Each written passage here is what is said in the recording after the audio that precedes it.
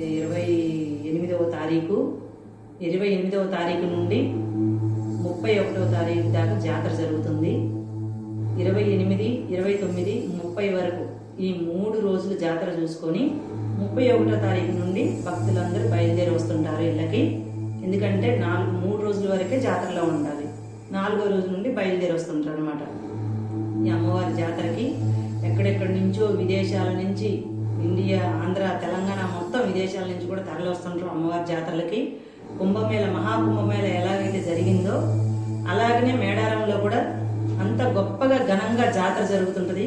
గిరిజనుల, ఆదివాసి, కోయరాజుల జాతర ఇది.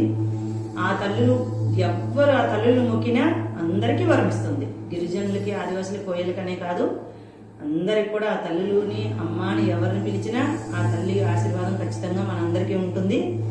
నేను చెప్పేది ఏంటంటే, కొంతమంది జాతరకి వెళ్ళలేని సందర్భాలు ఉంటుంటాయి. అయ్యో మేము జాతరకి వెళ్ళలేకపోతున్నామే, మహాజాతర జరుగుతుంది, గొప్ప విశేషం కదా, అమ్మవారి జాతర 2 ఏళ్ళకి ఒకసారి వస్తుందంటే ఈ జాతరకి మేము వెళ్ళలేకపోతున్నామే, ఈ వెళ్ళలేని సందర్భంలో ఉన్నవాళ్ళు వాళ్ళకి నేను చెప్పేది ఏంటంటే, మీరేం దిగులు పడాల్సిన అవసరం లేదు.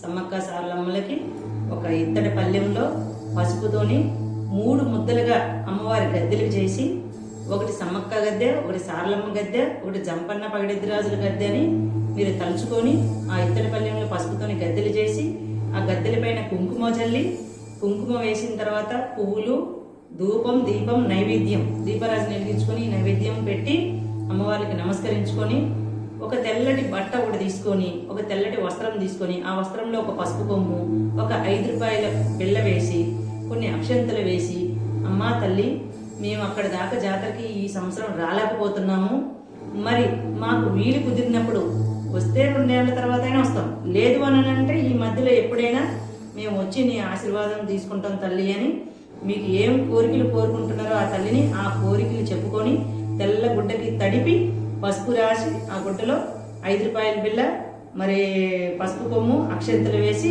ముడుపు కట్టి పూజ గదిలో అమ్మవార్ల ముందు, ఆ గద్దెల ముందు పూజ గదిలో పెట్టుకొని, ఆ తర్వాత మీరు ఎప్పుడైతే మళ్ళీ జాతర వెళ్ళాలనుకుంటున్నారో 2 ఏళ్ళకి ఒకసారి అయినా సరే, లేదు మధ్యలో మీకు ఎప్పుడు వెళ్ళాలనిపించినా అప్పుడు ఆ ముడుపు తీసుకొని అమ్మవారి దగ్గర ఒప్ప చెప్పుకొని, మీరు ఏమైతే మొక్కుకున్నారో కోరికలు ఉన్నాయో ఆ కోరికలు చెప్పుకొని మీ మొక్కులు తీర్చుకొని రండి.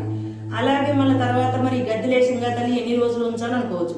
జాతర అయిపోయే వరకు ఆ గద్దెలను అలాగే ఉంచి మళ్ళా 31వ తారీఖు నాడు ఆ గద్దెలు మీరు మంచిగా నీళ్ళల్లో కలిపి పచ్చని చెట్లకి, తులసి చెట్టుకి పోయవచ్చును, లేదంటే పువ్వుల చెట్లకు కూడా పోయవచ్చును అనమాట.